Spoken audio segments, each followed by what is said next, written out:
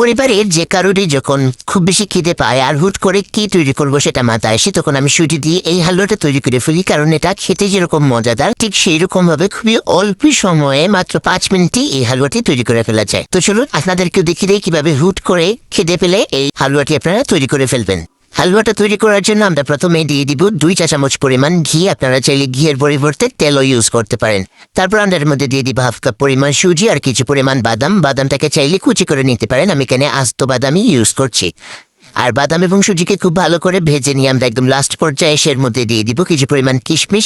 কিশমিশটা দেওয়ার পর অল্প কিছুক্ষণ ভেজে আমরা এর মধ্যে দিয়ে দিব দুধ। আর এই দুধটাকে আমি আগে এলাচ এবং চিনি দিয়ে খুব ভালো করে জাল করে রেখেছিলাম।